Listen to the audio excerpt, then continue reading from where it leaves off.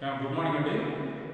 So last క్లాస్లో మనం జలియన్ వాలాబాగ్ సంఘటన గురించి చర్చించుకున్నాం. ఇవాళ కంటిన్యూషన్ దానికి జలియన్ వాలాబాగ్ సంఘటన మీద ఏర్పాటు చేసిన కమిషన్ పేరు ఏంటంటే హంటర్ కమిషన్. Hunter commission.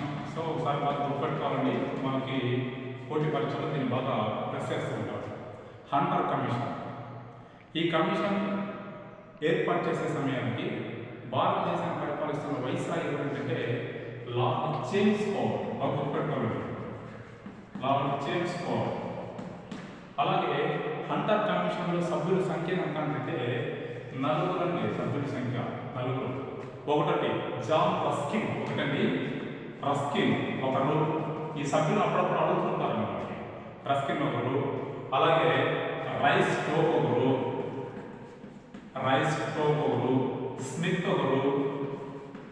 మరొక వ్యక్తి వచ్చేసి జార్జ్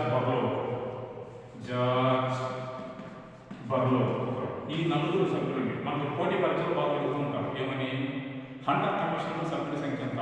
సో అందులో హంటర్ కమిషన్ హంటర్ అనే వ్యక్తిని ఏర్పాటు చేశారు.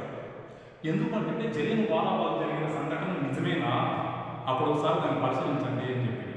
అలాగే భారత జాతీయ కాంగ్రెస్ కూడా ఒక 3 మంది కమిషన్ సభ్యులు ఏర్పాటు చేయాలి.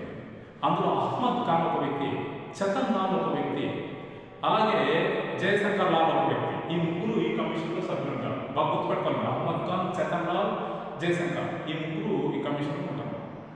హంటర్ కమిషన్ను దీని మీద ఎంక్వైరీ చేసి జనరల్ డయ్యర్ విధి నిర్వహణలో తీసుకున్న ఒక చిన్న పొరపాటు, అంతేగాని ఇదేం పెద్దగా సమస్య లేదు అని చెప్పి బ్రిటిష్ ప్రభుత్వానికి ఒక రిపోర్ట్ ఇచ్చారు.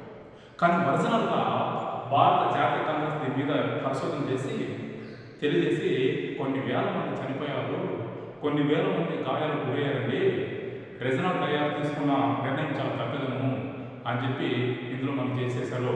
అందుకని గాంధీ గారు హంటర్ కమిషన్ ఏమన్నారంటే వైట్ వాష్ కమిషన్ అంటారండి.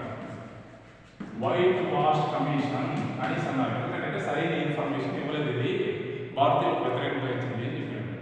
సో ఇదండి జలియన్ వాలాబాగ్ సంఘటన జరిగిన కమిషన్. దీని తర్వాత భారతదేశంలో ఒక కీలకమైన ఉద్యమం, ఆ ఉద్యమం పేరేంటంటే ఖిలాఫత్ ఉద్యమం. 1919 ఖిలాఫత్, ఖలీఫా. మహమ్మదీయులకి మత పెద్దగా ఖలీఫా ఉంటాడు టర్కీలో. అక్కడ జరిగిన ఉద్యమం భారతదేశంలో దాని ఎఫెక్ట్ ఏంటి ఏమనేది నెక్స్ట్ క్లాస్లో మేము ముందుకు వస్తా. Thank you.